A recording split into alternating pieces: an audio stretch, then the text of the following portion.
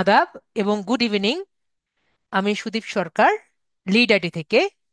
আজকে আমাদের LDM 81-এর 14তম class, এবং আজকের আমাদের সাবজেক্ট হলো এসইও এর কিওয়ার্ড রিসার্চের ক্লাস।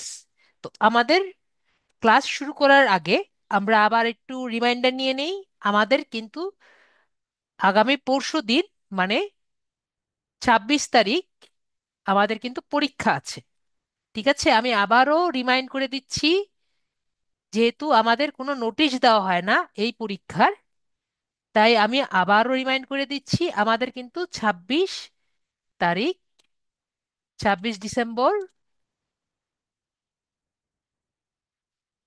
যদিও কোনো কারণে আপনার ভুলে যাওয়া থাকে, তাহলে 26 ডিসেম্বর আমাদের মিড টার্ম পরীক্ষা। ঠিক আছে, মিড টার্ম পরীক্ষা। তো আমি আবারও ক্লিয়ার করে বলছি, আমরা যখন পরীক্ষাটি দিব গুগল ফর্মে, তখন আমাদের কিন্তু সাথে সাথেই ভিউ রেজাল্টসে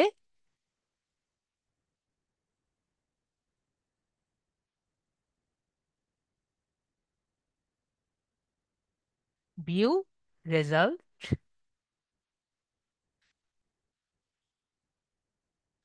ভিউ রেজাল্ট দিলে আমরা কিন্তু আমাদের রেজাল্টটা দেখতে পারবো। আমরা কি বুঝতে পেরেছি?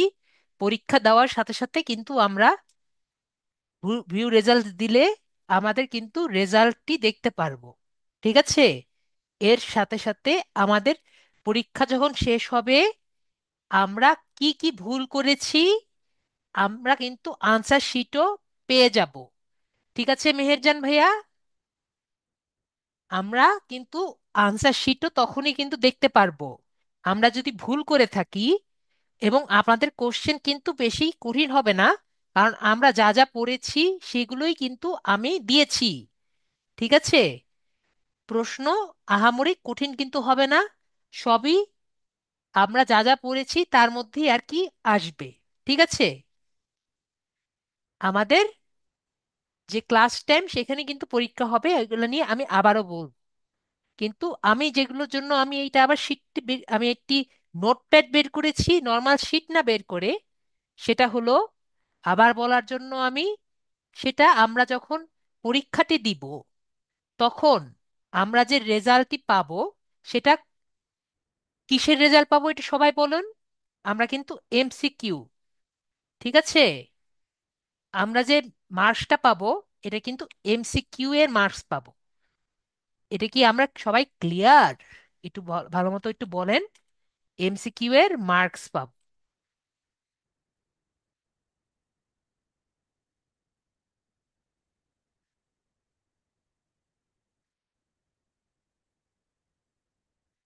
ঠিক আছে, আমি আসলে কিছু কিছু মানুষকে বুঝি না, আমি এত ভালো মতো বুঝিয়ে দিই। তো আমাকে তারপরেও এক স্টুডেন্ট আমাকে জিজ্ঞেস করছে, স্যার আমি MCQ এর মার্কসটা কেন পাবো, কেন রিটেন মার্কসটা কেন পাবো না? আমি তাকে এত করে বুঝিয়েছি, তারপরে সে আমার কথা বুঝে না। তো আপনি যদি এখানে না বুঝেন আমাকে বলে দেন। পরীক্ষা শেষ হওয়ার পরে সে রেজাল্ট দেওয়ার পরে আমাকে জিজ্ঞেস করছে, স্যার, আমি তাকে মার্কসটা দিয়ে দিয়েছি, তারপর আমাকে জিজ্ঞেস করছে, এটা আমার মানে আমার নিজের এক্সপিরিয়েন্স থেকে বলছি। তাকে আমি বলেছি পরীক্ষার রেজাল্ট দেওয়া হয়েছে, রেজাল্ট দেওয়ার পরে উনি মার্কসটাও পেয়েছে। তো আমাকে জিজ্ঞেস করছে, স্যার আমি MCQর মার্কসটা তখন পাইনি। ঠিক আছে, হলো, আপনি রিটার্নের মার্কসটাও দিয়ে দিয়েছেন, সেটাও বুঝেছি, কিন্তু স্যার আমার তখন কেন মার্কসটা আমি পাইনি? ঠিক আছে, তাকে আমি বোঝাতেই পারলাম না যে কেন উনি উনি পেয়েছেন মার্কস। ঠিক আছে, তো আপনি, এটা আমি তখন তাকে বোঝাতেই পারিনি যে তখন পাবেন না, পরবর্তীতে পাবেন। ঠিক আছে, এইটুকু এখন বুঝেন যে আপনি রিটার্নের মার্কস পাবেন না এখন, পরে পাবেন। রিটার্নের মার্কস পরে দেওয়া হবে, রিটার্নের মার্কস পরে দেওয়া হবে, পরে দেয়া হবে। সুতরাং সব সঠিক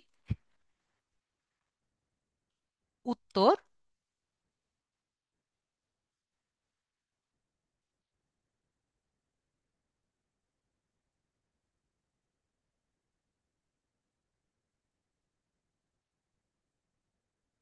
ক্রস হবে। এটা কি আমি বুঝাতে পেরেছি সবাইকে? তো আপনারা বারবার বলছেন যে কিরকম একটা স্যাম্পল হবে, একটা স্যাম্পল বলেন। তো স্যাম্পল যদি হয় এরকম আসতে পারে আপনার এমসিকিউ। ধরেন আমি যে এখানে লিখেছি যে এসইও এর মিনিং কি। এসইও এর মিনিং কি হতে পারে? Search engine optimization. ঠিক আছে শ্রুতি খাতুন? তাহলে আপনার চারটে অপশনে কি থাকতে পারে? Search engine optimization, just select করে দিবেন। আর যদি রিটেন কোশ্চেন থাকে, যদি এখানে জিজ্ঞেস করা থাকে যে এসইও এর মিনিং কি, তাহলে এসইও এর মিনিং কি হতে পারে? Search engine optimization. আমি কি বুঝাতে পেরেছি? তো আপনাকে ধরেন আমি বললাম যে আপনার ফেসবুকের একটা লিংক দেন। তো আপনি ফেসবুকের লিংক দিয়ে দিলেন। বিষয়টা এরকম। আমি কি বুঝাতে পেরেছি? তো যেভাবে আমরা যা যা করেছি সেভাবেই কিন্তু থাকবে। ঠিক আছে? তো আমরা প্রশ্নটা ভালো মতো পড়বো, না পড়ে উত্তর দিব না। ঠিক আছে? এবং আমি কি চেয়েছি সেটা বুঝে শুনে দিব। যদি আমরা ইংরেজি না বুঝি তাহলে আমরা গুগল ট্রান্সলেটর ব্যবহার করে সেটাকে বাংলা করে তারপরে আমরা উত্তর দিব। আমরা কি বুঝতে পেরেছি? না বুঝতে পারলে বলেন আমরা বুঝতে পারিনি। ঠিক আছে? আমাকে অথবা আমি যে কোশ্চেন দিব সেই নোটিশের নিচে কমেন্ট করা শুরু করবেন না। তারপরে আপনার কমেন্ট করা শুরু করবেন না, স্যার আমি রেজাল্ট পাইনি, আমি মার্কস পাইনি, এটার মধ্যে কেন ক্রস দেওয়া হয়েছে, আমি তো আমার রোল নাম্বার ঠিক মতো দিয়েছি, কেন ক্রস দিয়েছেন? ঠিক আছে? তো এরকম আমার প্রতিবারই হয়। তো আমি বলছি এরকম যাতে ভুল না হয়। ঠিক আছে? তো আমরা এরকম যদি ভুল না করি, আমি প্রতিবারই বুঝিয়ে দেই। তাসফিয়া আক্তার আপু, আমি এভাবেই বুঝিয়ে দিই, আমার তাও স্টুডেন্টরা বুঝে না। ঠিক আছে আপু? এবং আমাদের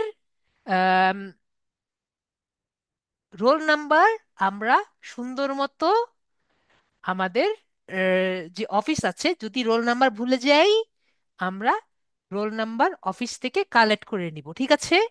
আমাকে আমাদের যে পরীক্ষার 5 মিনিট আগে আমাকে নক দিয়ে কিন্তু আমার কাছ থেকে রোল নাম্বার নিতে পারবেন না। ঠিক আছে? কারণ রোল নাম্বার কিন্তু আমার কাছে নেই। ওকে? আর আপনারা যদি মানে কোশ্চেন মানে বানান ভুল লেখেন, বানান ভুলের জন্য কিন্তু আমি নাম্বার কাটবো না, কিন্তু নিজের রোল নাম্বারের কিন্তু বানান ভুল করেন না। ঠিক আছে শাপলা আপু? ওকে? কারণ ডিজিট ভুল করলে তো আপনার অন্যজনেরটার সাথে মিলার একটি সম্ভাবনা থেকে থাকে। ঠিক আছে শাপলা আপু? আশা করি বুঝাতে পেরেছি। তো আমরা আশা করি এতটুকু সবাই ক্লিয়ার। ওকে?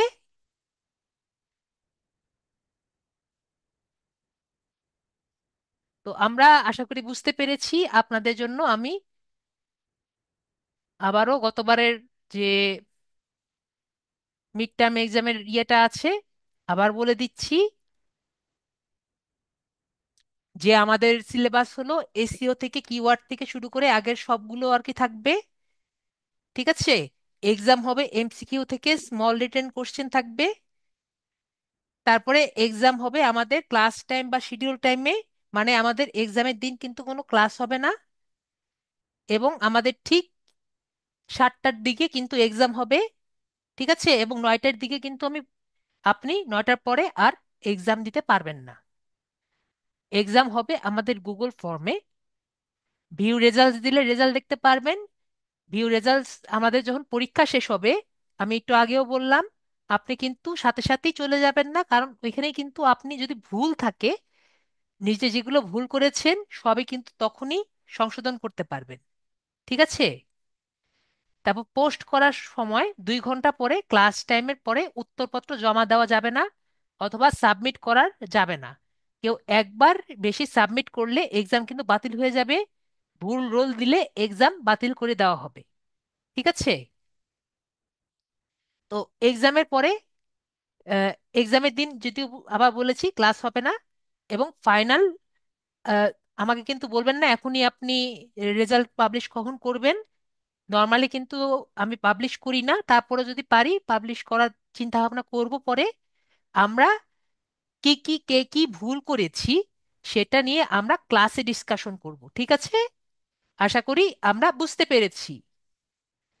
তারপরে এক্সামের টাইম হলো, নর্মালি আমরা 1 ঘন্টা দেই, কিন্তু আমরা 9টার পরে কিন্তু কখনো যে যারাই 9টার পরে সাবমিট করবে, 9টার পরে যদি সাবমিট করেন আমি কিন্তু তাদের আনসার শিট বাতিল হবে। ঠিক আছে? কিন্তু আপনার টাইম কিন্তু 1 ঘন্টা। ঠিক আছে? মার্কস কিন্তু আপনাদের 50, পাস মার্ক হলো 35। আপনাদের স্টুডেন্ট রোল এরকম দেখতে লাগে, এরকম হবে। অফিস যদি না, যদি ভুলে যান অফিস টাইমে 10টা থেকে 5টা আপনাদের মোবাইল নাম্বার বললে আপনারা পেয়ে যাবেন। তো সবাই বুঝতে পেরেছেন? তো আমরা এখন ক্লাসে চলে যাই। না বুঝলে বলবেন, আমি বুঝিয়ে দিই। তো আজকের আমাদের ক্লাস হলো হলো আমাদের কিওয়ার্ড রিসার্চ, এসইও এর কিওয়ার্ড রিসার্চ।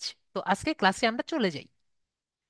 তো কিওয়ার্ড রিসার্চ বলতে আমরা কি কি আমাদের কিওয়ার্ড গুলো মুখস্থ করা লাগবে। তো আজকের ক্লাসটা কিন্তু পুরোটাই আমাদের থিওরি বেসড ক্লাস। ঠিক আছে? গত ক্লাসটাও ছিল, আজকের ক্লাসটাও আছে। তো থিওরি বেসড বলতে কি কি বুঝাচ্ছি, আমাদের কিছু কিওয়ার্ড শেখা লাগবে। সেগুলো কি? সেগুলো হলো, ধরেন আমাদের মার্কেট প্লেসে শেখার জন্য TA, DA, PA, TF, CF, DR, UR, PBN, ACRP এবং ব্যাকলিঙ্ক। তো এখন আপনাকে যদি আমি বলি যে এগুলো আপনি গুগল থেকে আর কি সার্চ করে দেখবেন, যে যেমন টিএ ইন ডিজিটাল মার্কেটিং বা টিএ ইন এসইও। তো এগুলো যদি আপনাকে বলি যে আপনাদের হোমওয়ার্ক থাকবে, তো এরকম করতে গেলে আপনাদের অনেক কষ্ট হবে। তো আমি আপনাদের জন্য যেটা করে রাখি, যেটা আমি করি নর্মালি, আপনাদের জন্য আমি সব লিখে রেখেছি। তো কি? টিএ মানে কি? Topic authority. ডিএ মানে কি? Domain authority. পিএ মানে কি হবে? Page authority.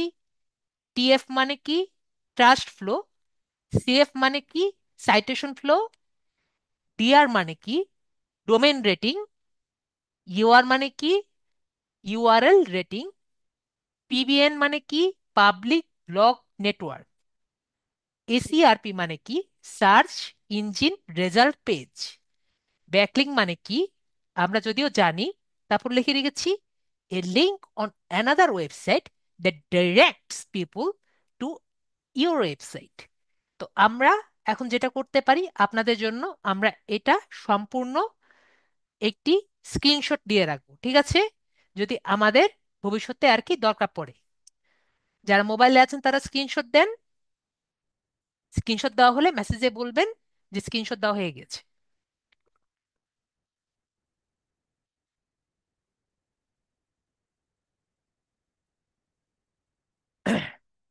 প্রসেনজিৎ ভাইয়া দিয়েছে, সবার তাহলে দেওয়া হয়েছে। বুঝতে পারলাম সবার দেওয়া হয়েছে। তাহলে এখন কথা হলো, আমরা এটা কেন দিব? ঠিক আছে? এটা পড়ে আমাদের লাভটা কি? তো এটা পড়ে লাভটা কি এটা আমি এখন দেখাচ্ছি। ধরেন আমি একটি ইনকগনিটো উইন্ডো নেই। ইনকগনিটো উইন্ডোতে আমরা যদি এটা মার্কেট প্লেসে যাই, আজকে আপনাদের সর্বপ্রথম আমি একটি মার্কেট প্লেসের সাথে দেখা করি, দেখা করিয়ে দিই, যেখানে আমরা এসইও টাইপের কাজ পেতে পারি। যদি আমি গুগলে যাই, গুগলে গিয়ে যদি লিখি এসইও ক্লার্ক, তাহলে আমরা একটি ওয়েবসাইট পাবো যেখানে আপনার এসইও টাইপসের কাজ পাওয়া যায়। তাহলে আমি এখানে ক্লিক করি। তাহলে এখানে আমরা অনেক ধরনের এসইও টাইপের কাজ কিন্তু দেখতে পাচ্ছি, ঠিক আছে, সবই এসইও টাইপের। তো আমরা যদি এখানে দেখি যে 500 casino, PBN backlinks, DA 50 plus, do follow backlinks, casino poker, judi slots, KP gambling, UFA bet, betting for $150। তাহলে সে 500টা পিবিএন দিবে, ব্যাকলিং দিবে, ডিএ 500 প্লাস দিবে, এবং ডু ফলো ব্যাকলিং করবে ক্যাসিনোতে। তো আমরা যদি ডিএ মানে কি জানি, ডিএ 50 প্লাস যে বলেছে এর মানে কি বুঝাচ্ছে জানি না।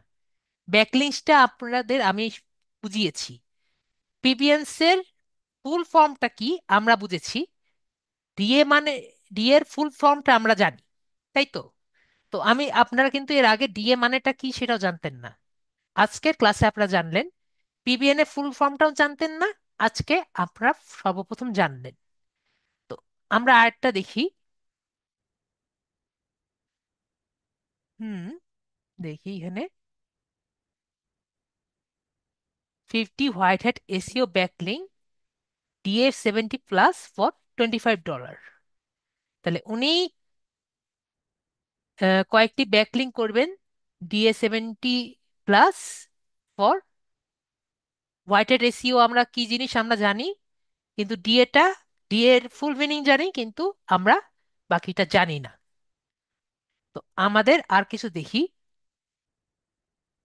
তো এখানে দেখেন 10 high, PA, DA, TF, CF, home page PBN back links, do follow quality links for $5। তো আমরা পিএ মানে কি জানি, ডিএফ মানে কি জানি, টিএফ মানে কি জানি, সিএফ মানে কি জানি, কিন্তু এত কিছু জানি, কিন্তু আসলে এগুলোতে কি করে সেটা তো আমরা কিছুই জানি না। এখন আপনি আমাকে বলেন, আমি যদি আপনাদের জাস্ট এটার ফুল মিনিং বলে আপনাদের ছেড়ে দিই, আপনাদের কি হবে নাকি হবে না? একটু আপনাদের কমেন্ট একটু শুনি। জাস্ট যদি এটা, যদি আপনাকে ফুল মিনিং বলে ছেড়ে দিই, আপনাদের কি হবে নাকি হবে না?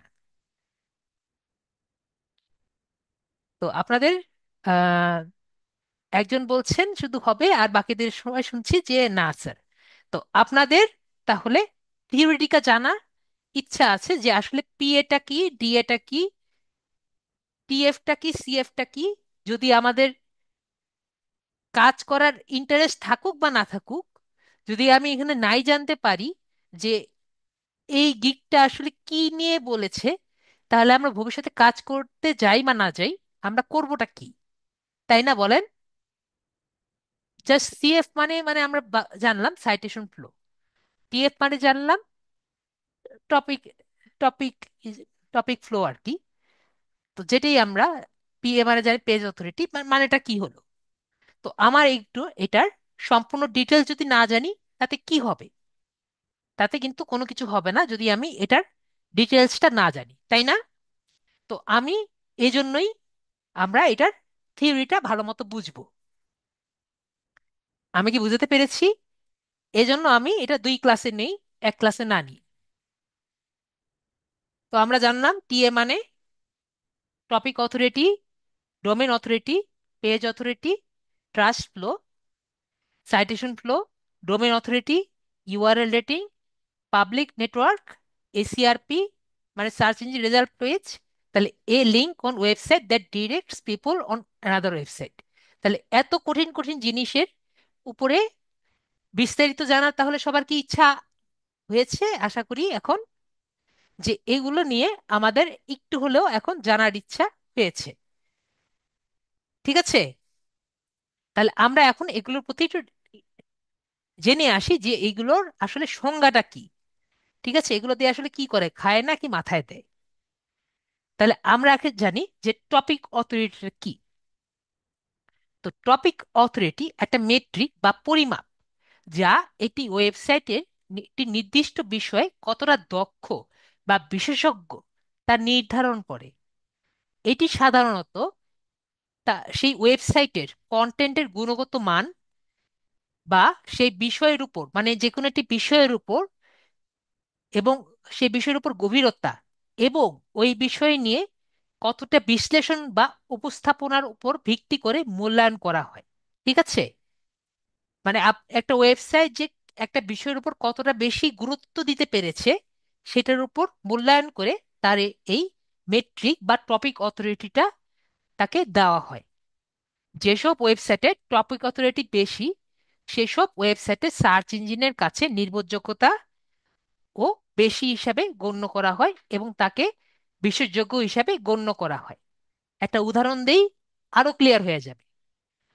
উদাহরণ হলো, টপিক অথরিটিকে ভাবুন একজন টিচারের কোনো সাবজেক্টের, স্পেসিফিক সাবজেক্টের উপর কতটা গভীর নলেজ রয়েছে তার উপরে। একটি ওয়েবসাইটের টপিকের উপরে ডিটেইলড এবং কোয়ালিটি কন্টেন্ট তৈরি করে সেই সাবজেক্টের উপরে ট্রাস্টেড হিসেবে প্রতিষ্ঠা যদি করতে পারে, তাহলে গুগলের চোখে বা সার্চ ইঞ্জিনের রেজাল্টের পেজে সেরকমই আর কি আপনার টপিকের উপর আরো বেশি রেসপেক্টেড হয়ে ওঠে। আশা করি বুঝতে পেরেছি। যেরকম একটা টিচার যদি এর টপিকের উপর খুব ভালো নলেজ যদি থাকে, স্টুডেন্টরা কিন্তু জানে যে সেই স্যারের কাছে সেই বিষয়ের উপর আনসার কিন্তু থাকে। সেই একই রকম একটি ওয়েবসাইট যদি একটি টপিকের উপর সব নলেজ যদি থাকে, তাহলে গুগলও মনে করে যে সেই ওয়েবসাইটের কাছে সেই টপিকের উপরে আপনার আনসারটা থাকবে। তাহলে তাকে সেই অনুযায়ী টপিকের বা টি এর উপরে একটি নাম্বার যে আছে সেটা তাকে দিয়ে দেয়। তাহলে টপিক অথরিটি আমরা ক্লিয়ার। তারপরে হলো আপনি, তারপরে হলো ACRP, search engine result page. Search engine result page কাকে বলে যদিও আমরা জানি। সার্চ ইঞ্জিন রেজাল্ট পেজ হলো সেই পেজ বা ব্যবহারকারীর প্রশ্নের উত্তর হিসেবে প্রদর্শন করে। আমরা যে গুগলের ফার্স্ট পেজ বলি, সেকেন্ড পেজ বলি, সেটাই কিন্তু আমাদের সার্চ ইঞ্জিন রেজাল্ট পেজ। তাহলে এসইও এর মূল লক্ষ্য হলো একটি ওয়েবসাইট বা ওয়েব পেজকে এসইআরপি এর শীর্ষে নিয়ে আসা। কারণ উচ্চ র্যাঙ্ক ফলাফলগুলো সাধারণত বেশি ট্রাফিক পায়। তো এসইআরপি এর উদ্দেশ্যটা কি? যাতে আপনি উপরের দিকে যেতে পারেন। সার্চ ইঞ্জিন রেজাল্ট পেজ হলো স্কুলের রেজাল্ট বোর্ডের মতো, শীর্ষ ছাত্রদের তালিকার মতো, যে সবাই তালিকার শীর্ষে থাকতে চায় যাতে তারা সবার চোখে বেশি নজরে পড়ে। তো আমরা সার্চ ইঞ্জিন রেজাল্ট পেজ আমরা সবাই ভালো মতোই বুঝি, কে না সবাই আপনার গুগলের ফার্স্ট পেজে আসতে চায়। তারপর হলো আমাদের সবচেয়ে বেশি ইম্পর্ট্যান্ট টপিক, যেটা আমরা একরকম মুখস্থ করে রাখার চেষ্টা করব, সেটা হলো আমাদের ডিএ। ঠিক আছে, ডিএটা কি বা ডোমেন অথরিটিটা কি? মোজ এর একটি স্কোর। এখন কথা হলো আপনাদের মোজটা কি? এটা কি খায় নাকি মাথায় দেয়? এটা হলো একটি ওয়েবসাইট, ঠিক আছে? তো মোজ হলো আমাদের, এই যে আপনি যদি গুগলে মোজ সার্চ দেন তাহলে এই ইন্টারফেসটি আসবে। তাহলে এরা কি করে? এরা হলো আপনার এসইও টুল সেটের একটি রেঞ্জ আর কি, তারা সেল দেয়। এরা কিওয়ার্ড রিসার্চ করে, এরা সাইডও অডিট করে, এরা র্যাঙ্ক, এরা বলতে পারেন বিভিন্ন ধরনের টুল সেট যে আছে তারা র্যাঙ্কিং এর জন্য কাজ কাজ করে। যেমন হায়ার র্যাঙ্কিং, কোয়ালিটি ট্রাফিক করে, মেজারমেন্ট রেজাল্ট করে, এখানে লিখে রেখেছে। এরা লিঙ্ক অ্যানালাইসিস করে। এদের কাজগুলো কি? এদের আসল কাজ হলো ডিএ নির্ধারণ করা, মানে আমাদের ডোমেন অথরিটি নির্ধারণ করা, পরে কিওয়ার্ড এক্সপ্লোর করা, পরে আমাদের লিংক এক্সপ্লোর করা, সাইট ক্রলিং করা। এগুলো সবগুলো কিন্তু এদের এদের কাজ আর কি, মস। এদের প্রোডাক্টও আছে, এর ফ্রি এসইও টুলও কিছু দেয় আর কি। তো এদের অনেক বড় কোম্পানি আমরা দেখতে পাচ্ছি। এটা একটা ওয়েবসাইট। তো মজ আমরা ক্লিয়ার? আশা করি ক্লিয়ার। তো আমরা যদি আরো মজের নাম শুনবো, তো এইটা মজ আপনার, এরা এই ডিএ যে মেট্রিকটা আছে বা ডিএ যে নামটা আছে, এটা তারা পরিমাপ করে। ঠিক আছে, তাহলে ডিএটা আমরা বুঝতে পারলাম যে ডিএটা এই মজ বানিয়েছে। তাহলে ডিএটা কি করে? ডিএ একটি স্কোর যা 1 থেকে 100 এর মধ্যে নির্ধারিত হয়। এটি পূর্বাভাস দেয় একটি ওয়েবসাইটের সার্চ ইঞ্জিনের রেজাল্ট পেজে কোন স্থানটি দখল করতে পারে। তো ডি এর স্কোর নির্ধারণের সময় বিভিন্ন ফ্যাক্টর বিবেচনা করা হয়, যেমন একটি ওয়েবসাইটের লিঙ্ক রুট ডোমেইন সংখ্যা। লিঙ্ক রুট ডোমেইন সংখ্যা বলতে যে আপনার একটি লিঙ্ক রুট ডোমেইন সংখ্যা বলতে আপনার যেমন হলেন আপনি বলতে পারেন ডট কম যেটা আছে না, এটা হলো ডোমেন। তো এটা আপনার কয়টা ডোমেনের সাথে যুক্ত আছে, ঠিক আছে? তো আমরা যখন সামনে বুঝবো যে সামনে নেক্সট ক্লাসে যখন যে of sight of page SEO করব, তখন আমরা দেখব যে একটি ওয়েবসাইট কয়টি ব্যাকলিঙ্কের সাথে যুক্ত আছে, তখন আমরা বুঝবো যে কয়টি লিঙ্ক রুট ডোমেনের সাথে যুক্ত আছে। ঠিক আছে, এখন আমরা কিছুটা আর কি জাস্ট জেনে রাখি যে লিংক রুট ডোমেনের সংখ্যার উপর আর কি ডিএটা ম্যাটার করে, এবং মোট ব্যাকলিংকের সংখ্যা, এই দুটোর উপর ম্যাটার করে। তো আমরা কি বুঝলাম? যে লিংক রুটের সংখ্যা এবং ব্যাকলিংকের সংখ্যা এই দুটোর উপর আমাদের ম্যাটার করে। ওকে। তো উচ্চ ডিএ স্কোর মানে সার্চ রেজাল্টে ভালো অবস্থান দখল করার সম্ভাবনা বেশি। তো উচ্চ ডিএ মানে উপরের দিকে যাবে, এবং আমরা বুঝবো যে 70-এর উপরে হলে আমাদের একটি ওয়েবসাইট ভালো ওয়েবসাইট পেয়েছে। তারপরে নেক্সট হলো, আমি একটা উদাহরণ দেই। ডোমেন অথরিটি হলো ঠিক যেমন একটি ভালো স্কুল, অর্থাৎ যেখানে ভালো ছাত্ররা পড়ে, ওই স্কুলের নতুন ছাত্ররাও হয়তো ভালো ফলাফল করবে, এটা মানুষের মেন্টালিটি। যদি একটা স্কুল থেকে আর কি ভালো ফলাফল আসে, তার মানে ওই স্কুল থেকে নতুন ছাত্ররাও যদি যায় ওখান থেকে ভালো ফলাফল করবে। তার মানে কি, যদি কোনো ওয়েবসাইটে ডিএ ভালো হয়, তাহলে সেই ওয়েবসাইটের কন্টেন্ট সার্চ দিলে ভালো জায়গায় দেখানোর সম্ভাবনা বেশি, মানে গুগলের ফার্স্ট পেজে আসার সম্ভাবনা বেশি। তো আমরা ডিএ কি সবাই ক্লিয়ার? আপনাদের চ্যাটে দেখছি ডিএ সবাই ক্লিয়ার। ডিএটা কেন দরকার আমরা সবাই ক্লিয়ার, আশা করি ডিএটা আমরা ক্লিয়ার। তারপরে হলো পিএ। পিএটা হলো পেজ অথরিটি। পেজ অথরিটি হলো, এটাও কিন্তু মজ দ্বারা তৈরি একটি মেট্রিক, যেটা আমাদের ডোমেন অথরিটির মতোই। ঠিক আছে, পিএটাও আমাদের ডোমেন অথরিটির মতোই, তবে এটি সম্পূর্ণ ডোমেনের পরিবর্তে, মানে আমাদের ডট কম ডট নেট এই ডোমেনের পরিবর্তে নির্দিষ্ট পেজ এর উপরে নির্ভর করে। ঠিক আছে, ইঞ্জিনের পেজের উপরে নির্ভর করে, এবং এই পেজ সার্চের রেজাল্টের র্যাঙ্ক করার সম্ভাবনার উপর প্রকাশ করে, যে প্রতিটা পেজ, একটি ওয়েবসাইটে যে পেজগুলো আছে সেগুলো আমাদের সার্চ ইঞ্জিন রেজাল্ট পেজে আসবে নাকি, সেটার উপর এটা নির্ভর করে। তো পিএরও স্কোর আপনার 1 থেকে 100 এর উপর নির্ধারণ করতে পারে, এবং উচ্চমানের র্যাঙ্ক করার জন্য এটা আর কি লাগতে পারে। তো বুঝতে পেরেছি। তো এসিওর জন্য ডিএ এবং পিএ খুবই গুরুত্বপূর্ণ। তো পেজ অথরিটি হলো একটি স্কুলের ক্লাস বা শ্রেণীর সুনামের মতো। যেমন কিছু ক্লাস ভালো ছাত্রদের জন্য পরিচিত, তেমনি কিছু ওয়েব পেজও গুরুত্বপূর্ণ গুরুত্বপূর্ণ হিসাবে পরিচিত, এবং সার্চ রেজাল্টের উপরের দিকে হিসাবে দেখানো হয়। তো আমরা বুঝতে পেরেছি আগেরটা ছিল স্কুলের জন্য, স্কুল থেকে ভালো আর কি হতে পারে, তো এটা হলো স্কুলের ক্লাস। ঠিক আছে, তো এটি ক্লাস আর কি এটি স্কুলকেও ভালো আর কি দিতে পারে। তো যেমন কিছু ক্লাস ভালো ছাত্রদের জন্য পরিচিত হয়, তেমনি কিছু ওয়েব পেজও গুরুত্বপূর্ণ হিসাবে পরিচিত হয়, এবং সার্চ ইঞ্জিন পেজে উপরের দিকে দেখানো হয়। তো আমরা বুঝতে পেরেছি যে পেজটিও কিন্তু পিএও কিন্তু গুরুত্বপূর্ণ, কিছু কিছু ক্ষেত্রে আমাদের পিএটাও লাগে। তারপর হলো ট্রাস্ট ফ্লো। ট্রাস্ট ফ্লো একটি মেট্রিক বা এটা হলো মেজেস্টিক দ্বারা তৈরি। তো এখন আপনাদের কোশ্চেন তাহলে, একটু আগে মোজ শুনলাম, তাহলে মেজেস্টিকটা কি হতে পারে?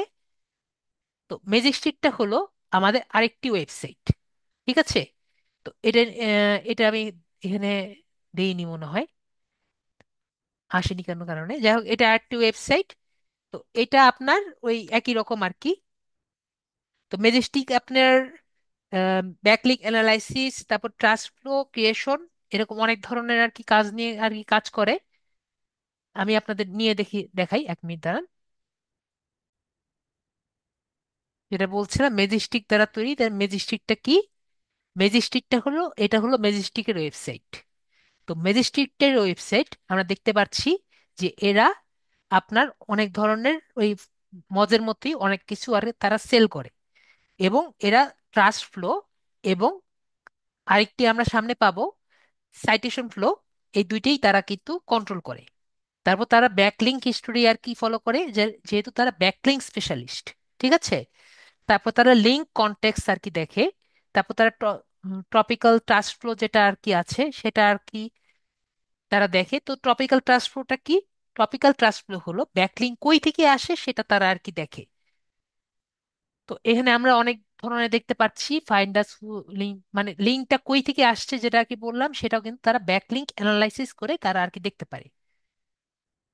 তো এটা আমাদের ম্যাজেস্টিক। তো এখানে আমি যেটা বললাম ম্যাজেস্টিক দ্বারা তৈরি এই মেট্রিক একটি ওয়েবসাইটের পয়েন্ট করা লিঙ্কগুলোর কোয়ালিটি মাপে। যেহেতু একটু আগে বললাম যে ব্যাকলিঙ্ক কই থেকে আসে সেটা তারা যেহেতু দেখতে পারে, তাহলে সেই লিঙ্কগুলোর কোয়ালিটি তারা কিন্তু মেজার করতে পারে। কিভাবে মেজার করে? ওই যে আমি বললাম ডিএ, ওই ডিএ দেখে তারা কিন্তু মেজার করতে পারে যে এটার কোয়ালিটি কেমন। তো উচ্চ ট্রাস্ট ফ্লো মানে এটি ওয়েবসাইটটির লিঙ্কগুলো অন্যান্য গুণগত মানের সাইট দ্বারা প্রাপ্ত।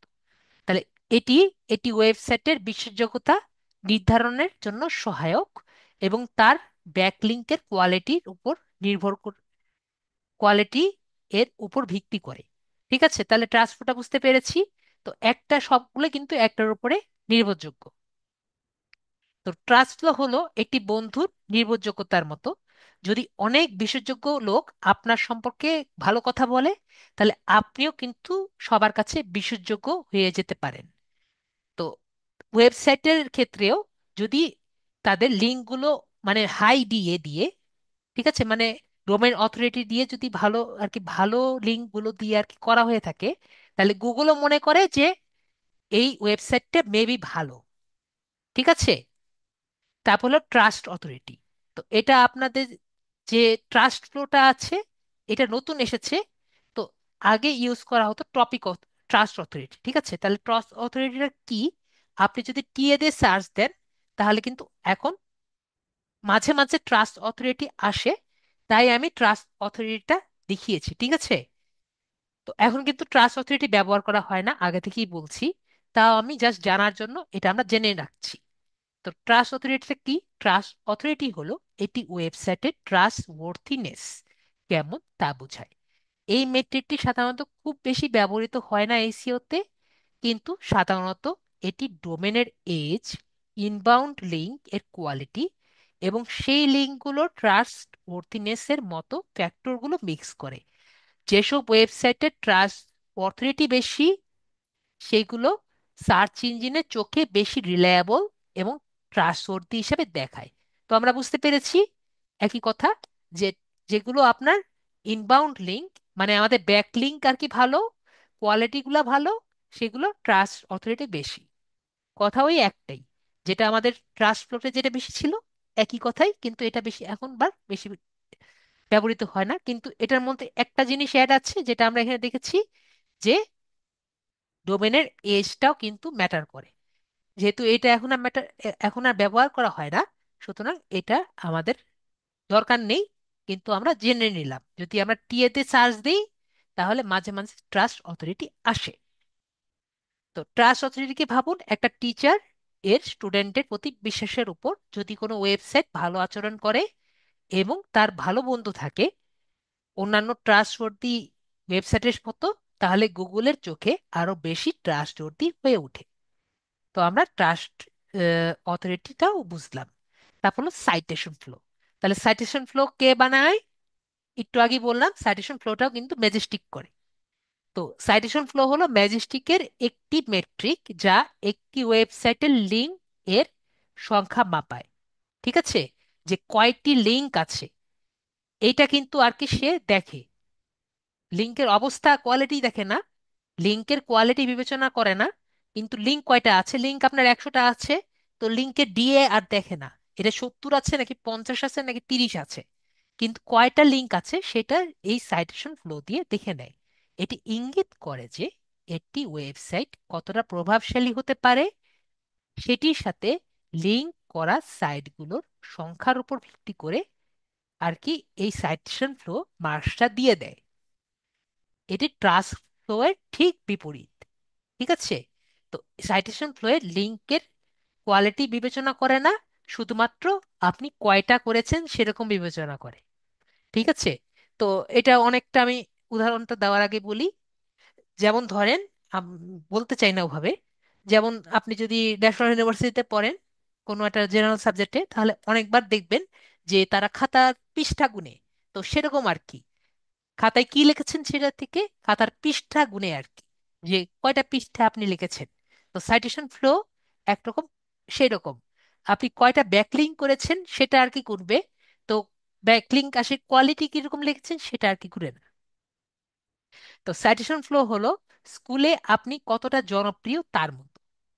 যদি অনেক লোক আপনার সম্পর্কে কথা বলে, যদিও তারা সেরা ছাত্র নাও হতে পারে, মানে খারাপ লোক হোক, ভালো লোক হোক, তাহলে আপনি জনপ্রিয় হয়ে উঠবেন।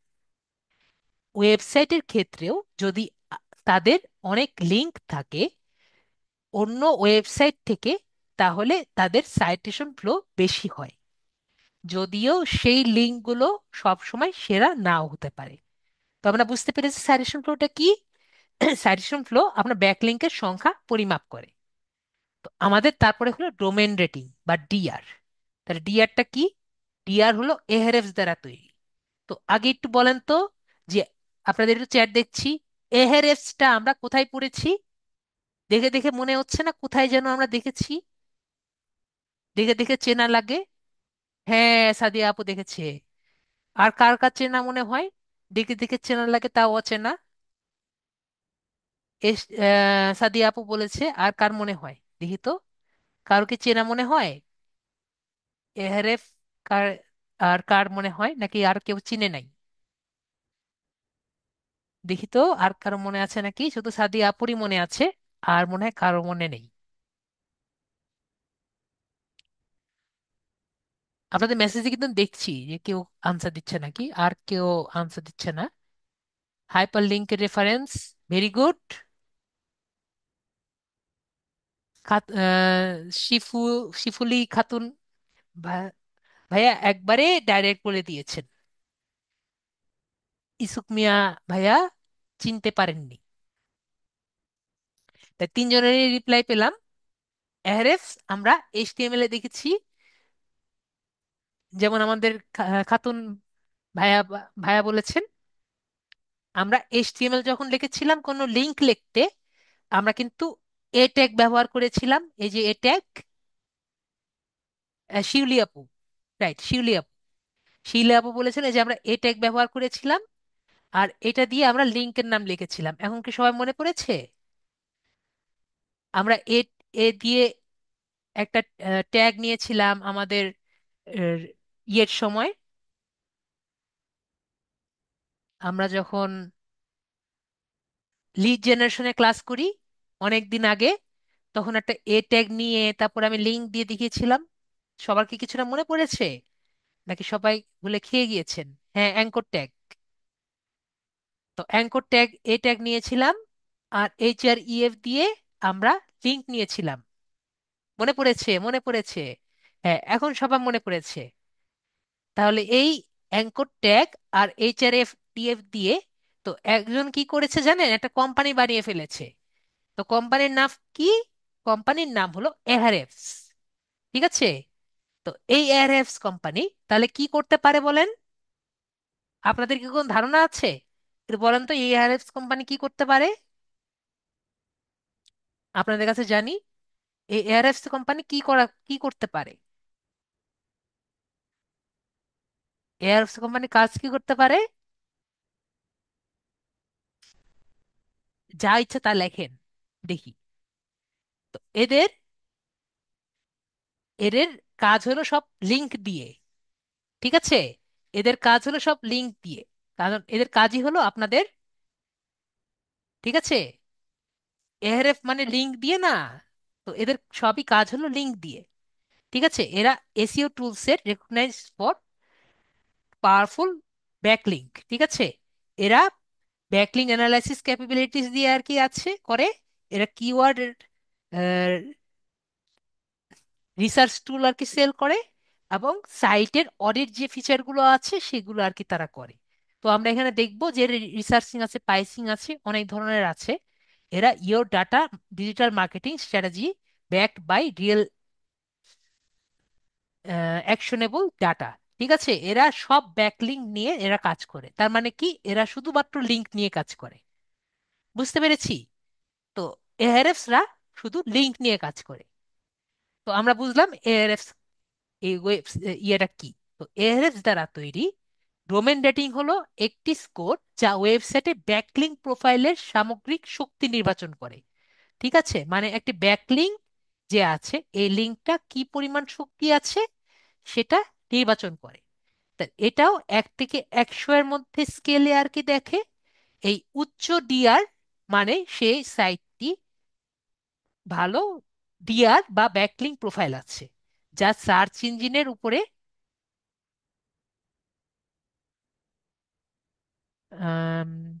লিঙ্ক ব্লক পড়ে কিনা। তো ব্যাকলিঙ্ক আছে যা সার্চ ইঞ্জিনের উচ্চ র্যাঙ্ক পেতে সহায়তা করে। ঠিক আছে, তো আমরা বুঝতে পেরেছি কি, যে উচ্চ টিয়ার মানে যেসব ব্যাকলিঙ্ক প্রোফাইলের উপরের দিকে আর কি যাওয়ার সম্ভাবনা আছে সেগুলো আপনার এআরএফ দিয়ে পাওয়ার সম্ভাবনা আছে। ঠিক আছে,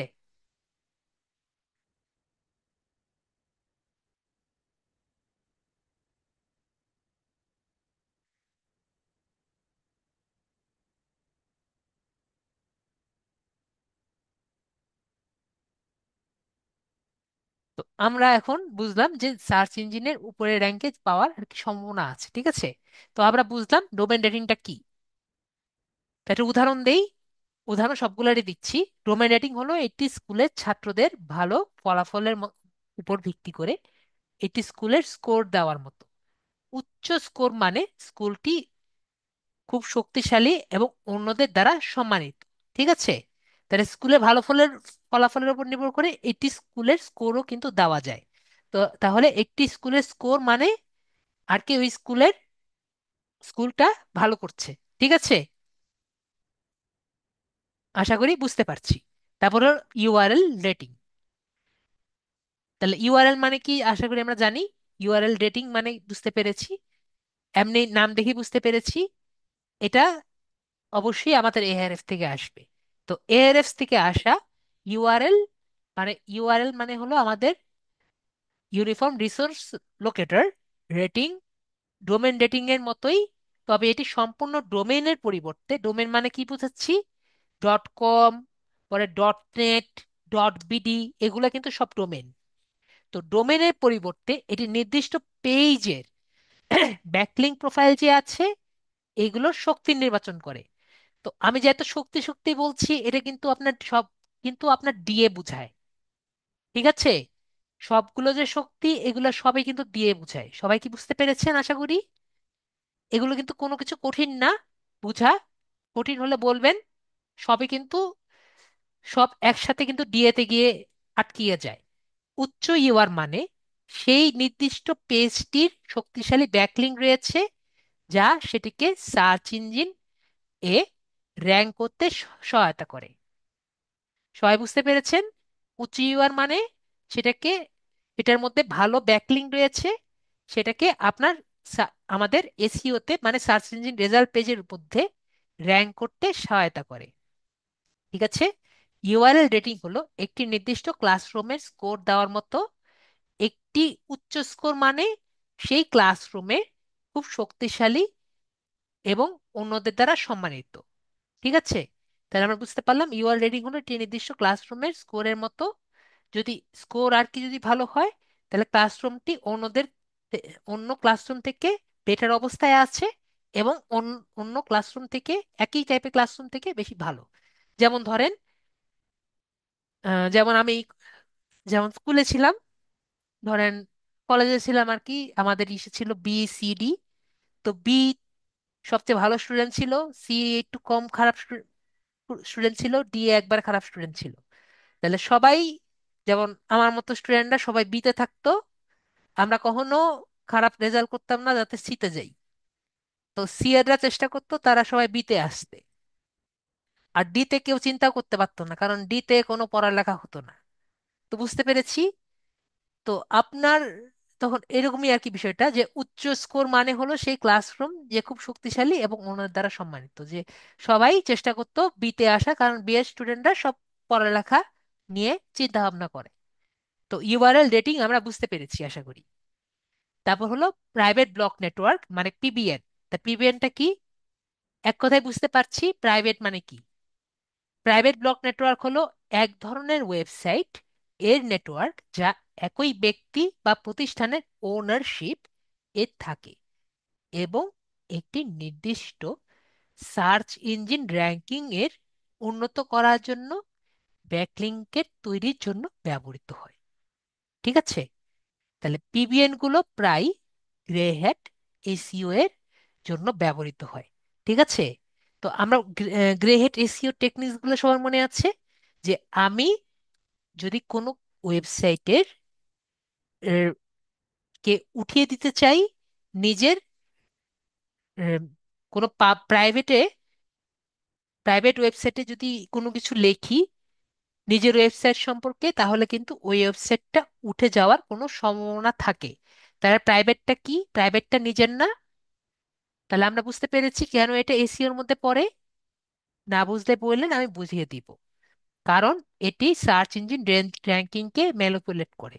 তাহলে যদি আমার 100টা পিবিএন থাকে, তাহলে আমি 100টা পিবিএন নেটওয়ার্ক যদি থাকে, মানে পিবিএন নেটওয়ার্কের ওয়েবসাইট যদি থাকে,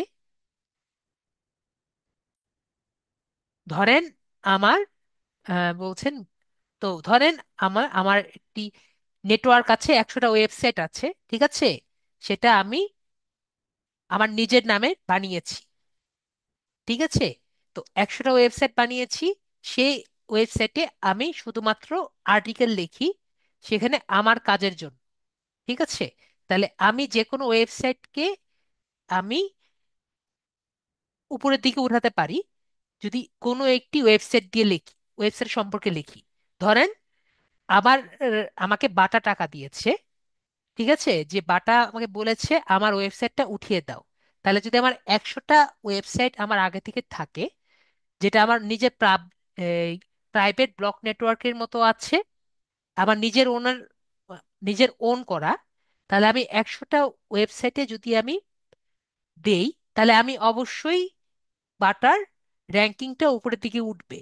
এবং যদি সবগুলো ওয়েবসাইটটাই যদি 70-এর উপরে থাকে, তাহলে অবশ্যই সার্চ ইঞ্জিনের উপরের দিকে উঠার কিন্তু সম্ভাবনা থাকে, কারণ সবগুলোর মধ্যেই কমপক্ষে 100টা করেও আপনার ব্যাকলিঙ্ক থাকবে। চিন্মশা, আশা করি বুঝতে পেরেছেন। তো এটা কিন্তু আপনার গ্রে হেডের মধ্যেই পড়ছে। কি জন্য পড়ছে? কারণ আপনার এটা কিন্তু আম, ভালো কেউ লিখছে না, উনি আমাকে পেমেন্ট করেছে, এবং আমি কিন্তু ওনাকে 100টা ব্যাকলিংক ওনাকে প্রোভাইড করছি গেস্ট পোস্ট দিয়ে। ঠিক আছে? কিন্তু গেস্ট পোস্ট কিন্তু আমি কোনো অন্য ওয়েবসাইটে গিয়ে লিখছি না, আমার নিজের প্রাইভেট নেটওয়ার্কে লিখছি। তো এটাকে ম্যানিপুলেট করার চেষ্টা করছি, গুগলকে ম্যানিপুলেট করে আমি উপরের দিকে উঠাচ্ছি। তো এটাকে গুগলের সার্চ ইঞ্জিন দ্বারা শনাক্ত করা গেলে আপনি শাস্তির সম্মুখীন হতে পারেন। তো আমরা বুঝতে পেরেছি পিবিএনটা কি। তো এই প্রাইভেট ব্লক নেটওয়ার্ক হলো কিছু বন্ধু যারা কেবল একে অপরের সাথে কথা বলে এবং নিজেদেরকে জনপ্রিয় দেখানোর জন্য আর কি চেষ্টা করে। তবে এটি বেশি পরিচিত হতে যখন সাহায্য করতে পারে, অবশ্যই সাহায্য করতে পারে, তবে যদি এটা টিচার মানে একে গুগল যদি এটা জানতে পারে, তাহলে তারা প্রতারণার চেষ্টা করেছে এটা জেনে গুগল তাকে শাস্তি দিতে পারে। ঠিক আছে? তো এটা আমি উদাহরণ দিয়েছি। আশা করি এখন সবাই ক্লিয়ার যে পিবিএনটা কি। এখন ব্যাকলিংক। তো আমার কোনো স্টুডেন্ট এমন কি আছে যে ব্যাকলিংক জানে না? আমি আমার মতে আমি প্রথম থেকে শুরু করে সবকিছুই আমি ব্যাকলিংক দিয়ে বুঝিয়েছি। তো ব্যাকলিংক দিয়ে নর্মালি আমি কিছু লিখিনি, এখানে আমি নর্মালি বুঝাই যে কেউ কি আছে নাকি ব্যাকলিংক জানে না। ব্যাকলিং মানে আমরা যেমন লিঙ্কডইনে করেছি ব্যাকলিং, টুইটারে করেছি, আমাদের পিন্টারেস্টে করেছি ব্যাকলিং। তো এমন কি কেউ আছে ব্যাকলিং জানে না? তাহলে আমি দেখাবো। আর যদি ব্যাকলিং যদি না জানি, জেনে থাকি, তাহলে আমি নেক্সট জায়গায় যাব। সবাইকে ব্যাকলিং জানেন? আপনাদের মেসেজ দেখছি। চিন্ময় সাহা ছাড়া আর কি কি জানেন? জাকারিয়া ভাইয়া?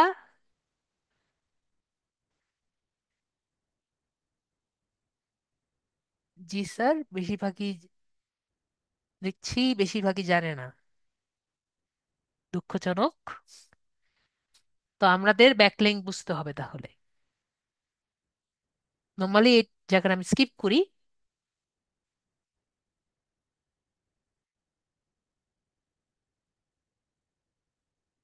তো ধরেন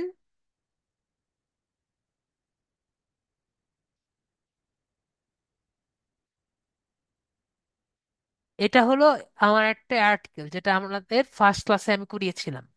ঠিক আছে, এটা একটা আর্টিকেল। তো আর্টিকেলে যখন আমার এখানে যে লিঙ্কটা আছে, এটা আমার অন্য ওয়েবসাইটে চলে যাচ্ছে, এটা হলো ব্যাক লিঙ্ক। ঠিক আছে, এটা হলো ব্যাক লিঙ্ক। এটা যখন আমি ক্লিক করছি, এটা হবে আমার ব্যাক লিঙ্ক। এটা হবে ব্যাক লিঙ্ক। আর যদি আমি পিন্টারেস্টে যাই,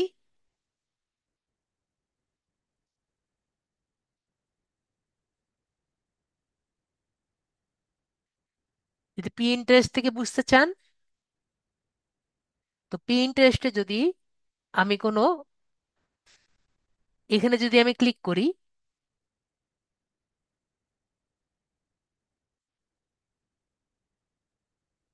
দেখেন আমি যখন এইটাতে ক্লিক করছি, তাহলে আমাকে অন্য ওয়েবসাইটে নিয়ে যাচ্ছে। তাহলে আমাকে কিন্তু এখন আর পিন্টারেস্টে রাখেনি, আমাকে অ্যামাজনে নিয়ে গেল। তাহলে আমি এই পিন্টারেস্টে না গিয়ে অন্য ওয়েবসাইটে যে চলে গেলাম, এটাকে ব্যাকলিঙ্ক বলে। তাহলে একটা ওয়েবসাইট কিন্তু, যখন আমরা সামনে যাব তখন আমরা বুঝবো যে একটা ওয়েবসাইট অনেক ধরনের ব্যাকলিঙ্ক দিয়ে আটকে থাকতে পারে। তো এটা, এই পিনটাকে আমি একটা ব্যাকলিঙ্কের সাথে যুক্ত করেছি। আবার এই পোস্টটা যেটা আমি করেছি, এখানে কিন্তু অনেকগুলো ব্যাকলিঙ্ক আছে। এখানে এই একটা ব্যাকলিঙ্ক আছে, এখানে এখানে একটা ব্যাকলিঙ্ক আছে, এখানে একটা ব্যাকলিঙ্ক আছে, এখানে একটা ব্যাকলিঙ্ক আছে। ঠিক আছে, এখানে আরো ব্যাকলিঙ্ক আছে। তো আমরা বুঝতে পারলাম যে একটা আর্টিকেলে অনেকগুলা ব্যাকলিঙ্ক থাকতে পারে। ঠিক আছে, এবং আমি সোর্স দিয়েছিলাম যে কোন জায়গা থেকে আমি সোর্স পেয়েছিলাম। তো এরকম অনেক ধরনের ব্যাকলিঙ্ক আর কি থাকতে পারে। তো ব্যাকলিঙ্কটা হলো যে a link to another website that directs you to go to another website. A link that directs you to go another website. তো এটা আমি বললাম, a link that directs you to go another website, যেটা আপনাকে এই ওয়েবসাইটে আর কি নিয়ে যায় না, সেটা হলো ব্যাকলিঙ্ক। তো আমরা সবাই ব্যাকলিঙ্ক বুঝতে পেরেছি আশা করি। তো আশা করি সবাই ক্লিয়ার। ওকে, এটাকে ব্যাকলিঙ্কও বলে, এটাকে ইনবাউন্ড লিঙ্কও বলে, আউটবাউন্ড লিঙ্ক বলে। ইনবাউন্ড লিঙ্ক হলো যদি আমার ওয়েবসাইটের মধ্যে থাকে তাহলে ইনবাউন্ড লিঙ্ক, আর যদি বাইরের, যদি ওয়েবসাইটে বাইরে যাই তাহলে আমার আউটবাউন্ড লিঙ্ক। যাই হোক, আমাদের ব্যাকলিঙ্ক আমরা বুঝতে পেরেছি আশা করি। তো এখন আমাদের ইসে যাই।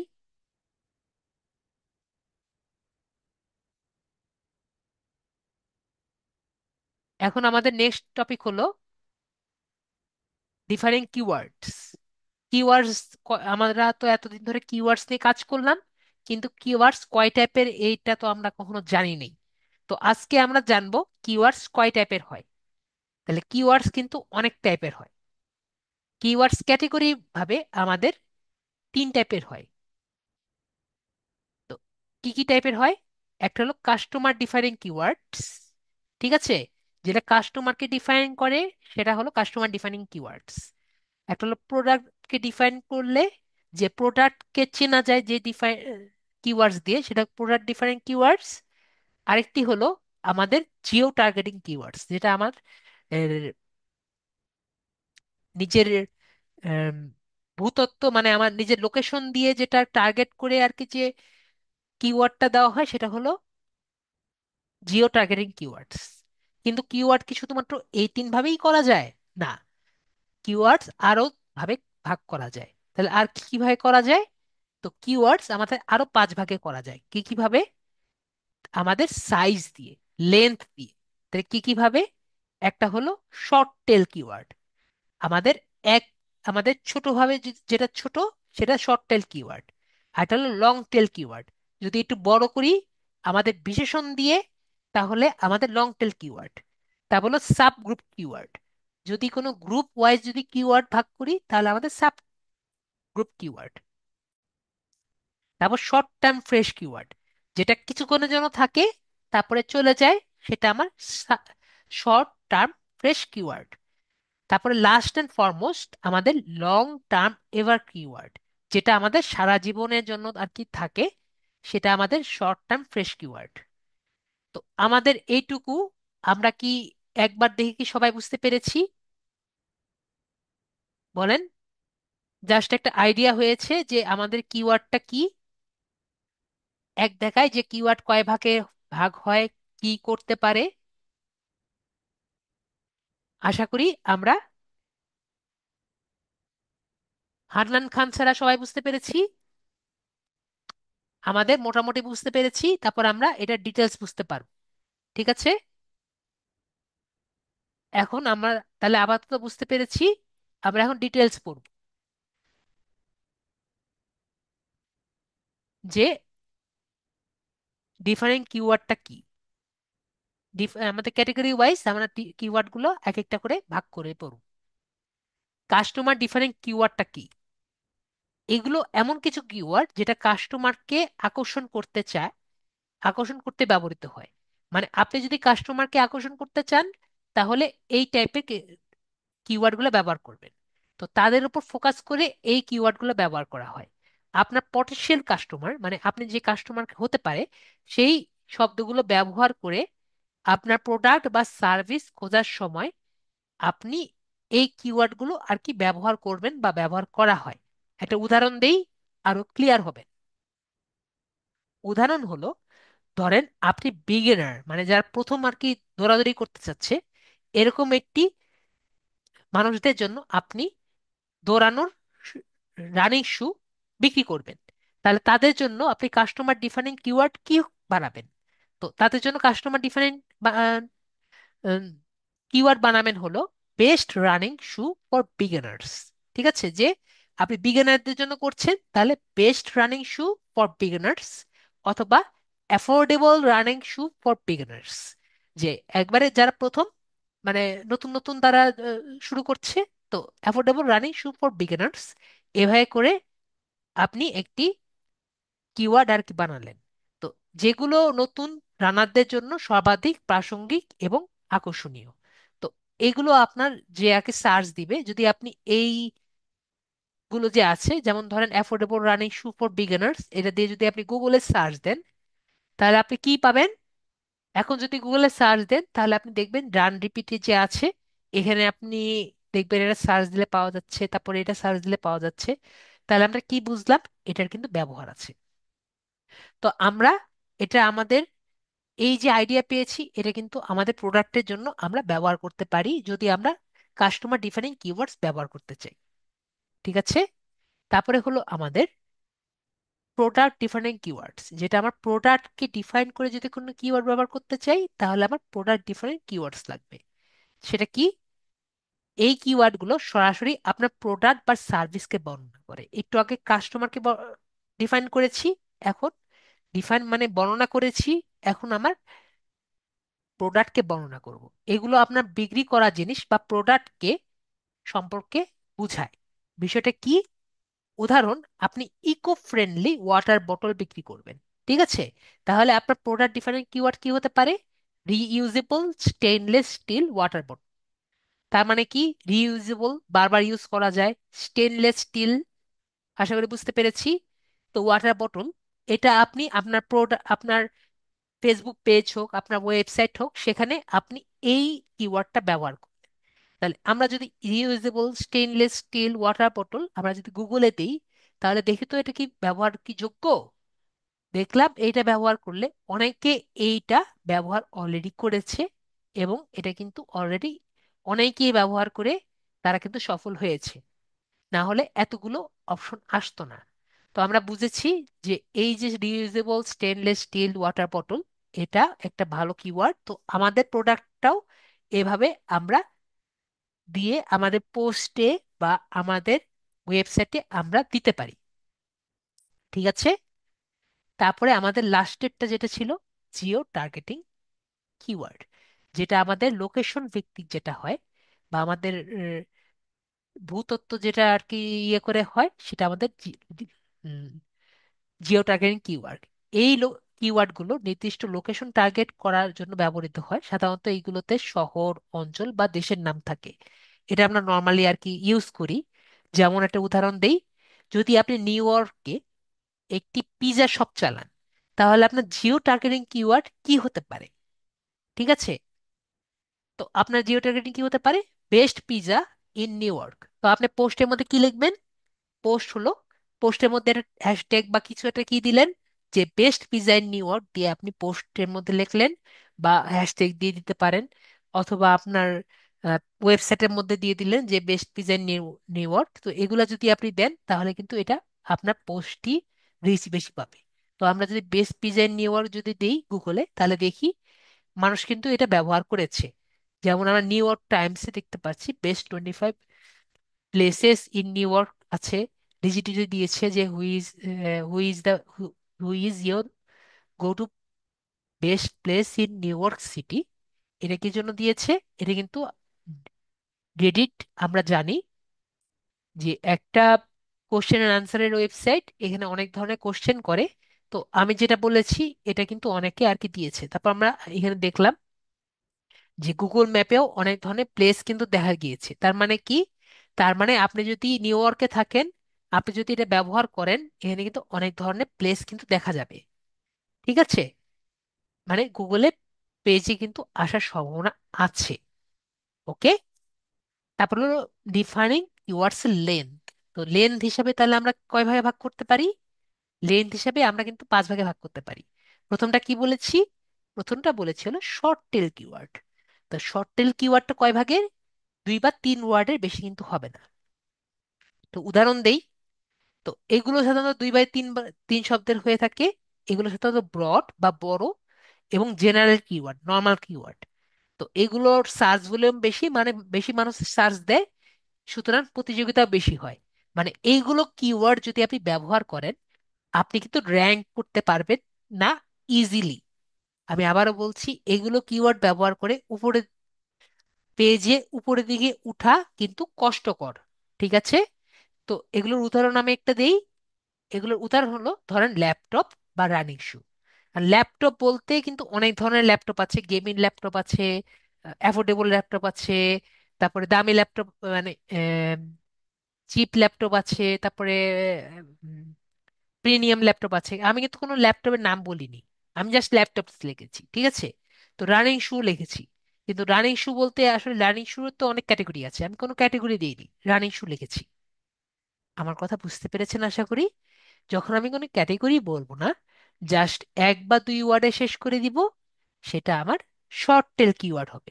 তো এগুলোর আর কি ব্রড হয়, এবং প্রতিযোগিতা তাই বেশি হয়। আমি একটু উদাহরণ, আমি এটা এই ল্যাপটপ দিয়ে একটু গুগলে সার্চ দিয়ে দেখি। যদি ল্যাপটপ দিয়ে গুগলে সার্চ দেই, তাহলে আমরা দেখব যে এখানে ল্যাপটপ এবং নেটওয়ার্ক দেখতে পাচ্ছি, আমাদের বেস্ট বাইয়ে দেখতে পাচ্ছি, অ্যামাজনে দেখতে পাচ্ছি, পিসি ম্যাকে দেখতে পাচ্ছি। অনেক ধরনের পোস্ট কিন্তু এখানে আছে। ঠিক আছে। তো এখান থেকে আমরা কিন্তু অনেক কিছু পারচেস আমরা করতে পারবো। ওকে। তো আমরা এখানে বুঝতে পারছি যে ল্যাপটপ কিন্তু ব্যবহার হয়, যদিও আর কি উপরের দিকে উঠানো কষ্টকর। তো তারপরও কিন্তু ল্যাপটপ একটি ভালো কিওয়ার্ড, মোটামুটি ভালো কিওয়ার্ড। তারপরে হলো আমাদের ল্যাপটপের লেন্থ অনুযায়ী নেক্সটে কি বললাম, লং টেল কিওয়ার্ড। সেটা আমাদের 3 থেকে 4 ওয়ার্ড বা এর বেশি। লং টেল কিওয়ার্ডের মধ্যে কি পড়ছে? লং টেল কিওয়ার্ড হলো এগুলো কিওয়ার্ড প্রায় 3 থেকে 4 ওয়ার্ডের বেশি হয়, এবং এগুলো সার্চ ভলিউম কম হয় কিন্তু প্রতিযোগিতাও কম হয়, এবং আরো বেশি টার্গেটেড হয়। ঠিক আছে।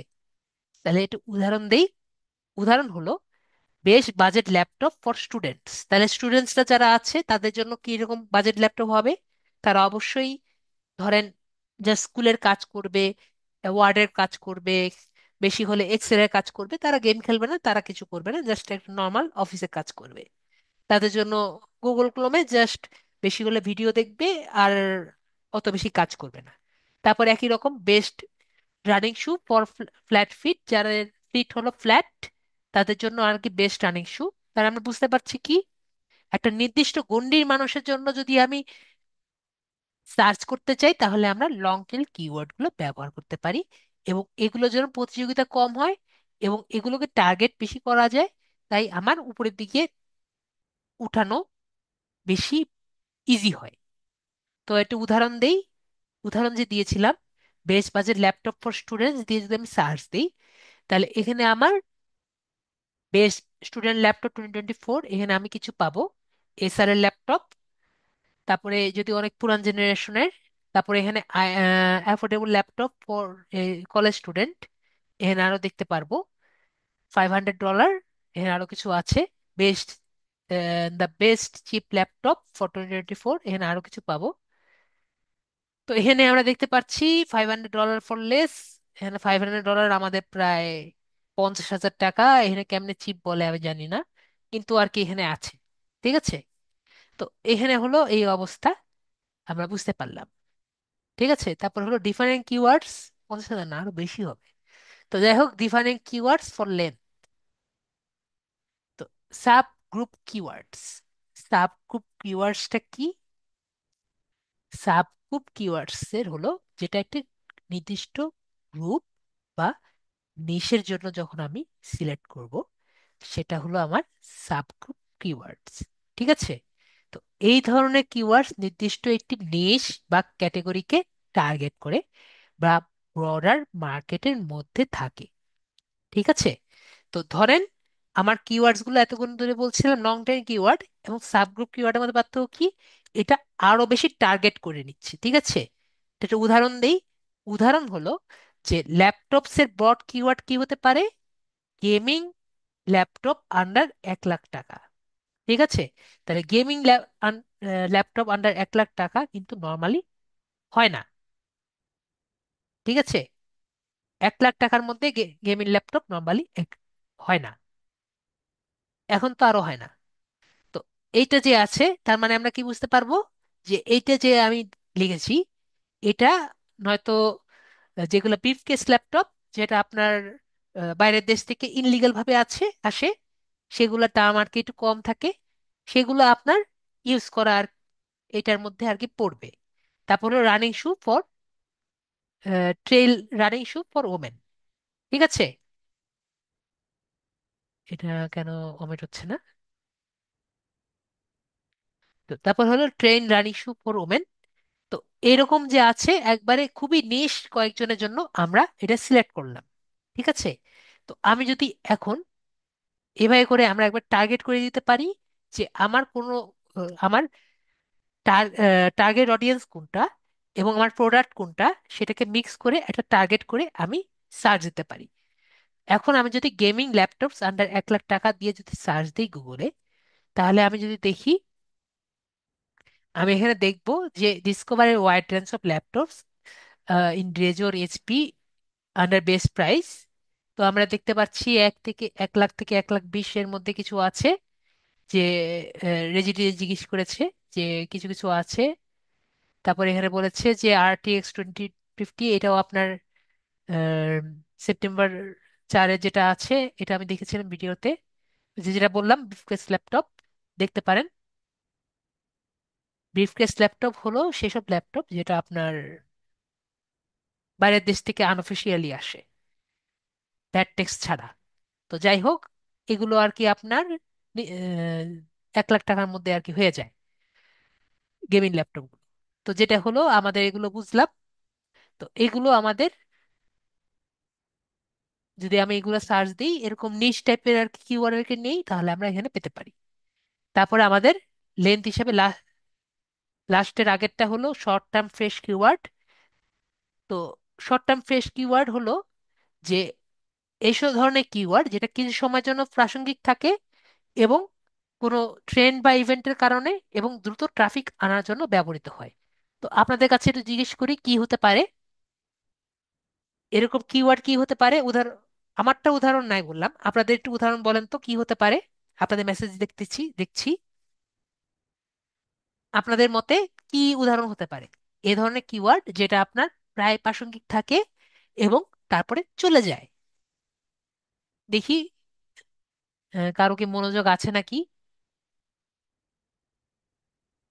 কোনো অফার প্রোডাক্ট, চিন্ময় সাহা? ঠিক আছে।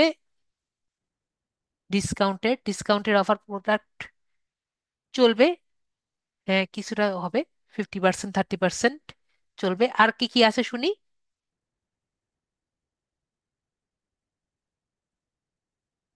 অর্ডার নাও তো আপনার ট্রেন্ড আর ইভেন্টের কারণে তো হলো না।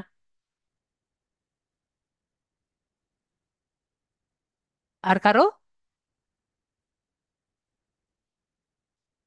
অফার রিলেটেড কেউ এখনো কিছু বলতে পারলো না? পিক্সেল, উইন্টার ক্লথস 45%, সাদিয়া আপু বলেছেন, ভালো বলেছেন, উইন্টার ক্লথ 45% অফারের কারণে। তো আমি তাহলে বলি, আমাদের কিন্তু আগামীকালই কিন্তু বড়দিনের বড়দিন আছে, তাই না? তো বড়দিনের হতো না, এটাও তো আপনার ক্রিসমাস অফার, এটাই তো হতো, তাই না? এটা তো বললেও তো হতো যে সামনেই তো আমাদের ক্রিসমাস আছে, ক্রিসমাস অফার। এটাও তো আমাদের, জি, স্টক সীমিত, এটাও আপনার একটা short term short term fresh keyword. Black Friday offer, হ্যাঁ, এটা এটা হলো একবারে খুবই ভালো একটি short term fresh keyword. Black Friday offer, তারপরে আপনার বৈশাখী অফার, হ্যাঁ, ঈদ ডিসকাউন্ট। আমি আপনি তো পেরেছেন, আমি এখানে সেটাই দিয়েছি, ঈদ ডিসকাউন্ট। তো আমি যেটা বললাম, যেটা ভাইয়া যেহেতু বলেই ফেলেছেন, যে যেমন ধরেন উদাহরণ আমি এখানে লিখেছি যে laptop deals in Eid day 2024 in Bangladesh. ঠিক আছে। তো এখানে আমার ইন বাংলাদেশ লেখার কারণটা হলো, আমি কেন জানি যখনই আমি laptop deals in Eid day 2024 আর কি লিখছি, গুগল কেন জানি ভাবছে আমি পাকিস্তান খুঁজছি। কেন, বাংলাদেশে কি ঈদ হয় না? তো পরে আমার বাংলাদেশ লিখতে হয়েছে, তখন বাংলাদেশে গুলো এসেছে। ঠিক আছে, তাই আর কি ইন বাংলাদেশ লিখেছি। নর্মালি আপনাদের নর্মালি কিন্তু আমাদের short term fresh keyword Eid day পর্যন্ত আর কি থাকে। ঠিক আছে, এটা আবার দুইটা মিক্স আপ করা লাগে না। তারপরে একইভাবে new running shoe deals on Eid day 2024 in Bangladesh, এটা আমার ইন বাংলাদেশ এই কারণে যুক্ত করা লেগেছে। ঈদ ডে মানেই যেন গুগল বুঝে পাকিস্তান, এটা জানি না কি জন্য। ঠিক আছে। তো আমি কিন্তু আপনাদের যেগুলো দেখিয়েছি সবগুলো কিন্তু আমি নেটে সার্চ দিয়ে তারপরে দেখেছি। ঠিক আছে। তো আমরা যখন laptop DLC 24, Eid day 2024 in Bangladesh দিয়ে যদি সার্চ দিই গুগলে, তখন কিন্তু আমার এটা আর কি এসেছে। ঠিক আছে। তখন এগুলো এসেছিল, ল্যাপটপ 10 বেস্ট পার্সেস ইন কুরবানি, ল্যাপটপ প্রাইজ ইন 2024, এগুলো আর কি এসেছিল। ঈদ সেল অফার 2024, স্বপ্নাও, ঈদের শেষ অফার, হ্যাঁ, আফিয়া আপু এখন শেষের দিকে আসছে যে ক্রিসমাস অফার বা শেষ অফার। অনেকেই আছে, যেমন দারাজে ছিল 12/12 অফার, এরকম আর কি। তো এগুলো কিন্তু আপনার ওভার লং টার্ম,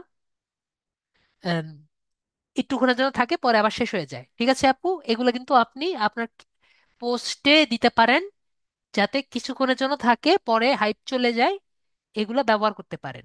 ঠিক আছে। তো আমাদের তারপরেরটা হলো লং টার্ম এভারগ্রিন, হ্যাঁ, নিউ ইয়ার অফার, এটা আমাদের নেক্সট আসবে। তো লাস্টে হলো আমাদের long term evergreen keyword. Long term evergreen keyword গুলো কি? এই ধরনের কিওয়ার্ড দীর্ঘ সময় ধরে প্রাসঙ্গিক থাকে এবং ধারাবাহিকভাবে ট্রাফিক আনে, এবং এগুলো ট্রেন্ড বা সিজনের সাথে কোনো সম্পর্কিত নেই। তার মানে হলো এইগুলো কিওয়ার্ড আমাদের আজীবন আর কি থাকে। ঠিক আছে, দিন চলে যায় রাত চলে যায়, কিন্তু এগুলো কিন্তু কখনো আর কি এই ট্রেন্ড থেকে আর কি সরে যায় না। একটা উদাহরণ দেই, আপনাদের মাথায় আশা করি আসেনি যে এই ধরনের কিওয়ার্ড কিটা কোনটা হতে পারে। উদাহরণ হলো how to choose a laptop. ঠিক আছে, আপনার দিন চলে যাবে রাত চলে যাবে, আপনি যদি এই একটা কিওয়ার্ড ইউজ করেন এটা দেখবেন সারা জীবন ট্রেন্ডে থাকবে। অথবা how to choose the right running shoe. ঠিক আছে, তো দেখবেন যে এই কিওয়ার্ড দিয়ে সার্চ দেয়নি এমন মানুষ খুবই কম পাবেন। তো আমরা বুঝতে পারছি কি, যে লং টার্ম এভারগ্রিন কিওয়ার্ড সবাই কিন্তু কোনো না কোনো সময় ব্যবহার করে। তো আমরা আমাদের পোস্টে অবশ্যই এরকম ধরনের কিওয়ার্ডটা ব্যবহার করব।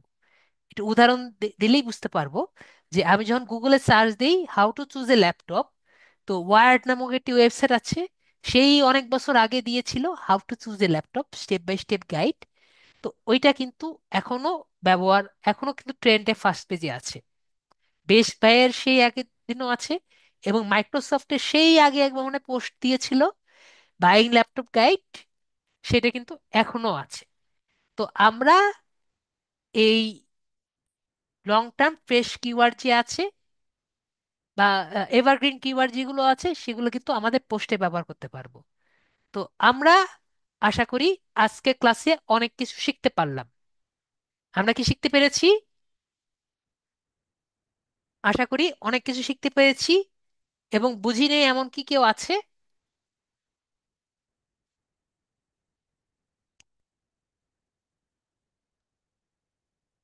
কারো ইয়েস নো স্যার একটা কোশ্চেন ছিল। ঠিক আছে, আমাদের বর্ণা আপুর, শ্রুতি আপুর কোশ্চেনটা নেই। শ্রুতি আপু বলেন। স্যার 26 তারিখে এক্সাম নেবেন বলছিলেন। 20 তারিখ তো না, 27 তারিখ বলেন। 27 তারিখ না তো, 26 তারিখ, সরি 26 তারিখ। হ্যাঁ, 26 তারিখ। যে টাইমে এক্সাম 7টা বাজে, ওই টাইমে তো আমি বাসায় থাকবো না, অফিসে থাকবো। তো অন্য টাইমে দেওয়া যাবে না?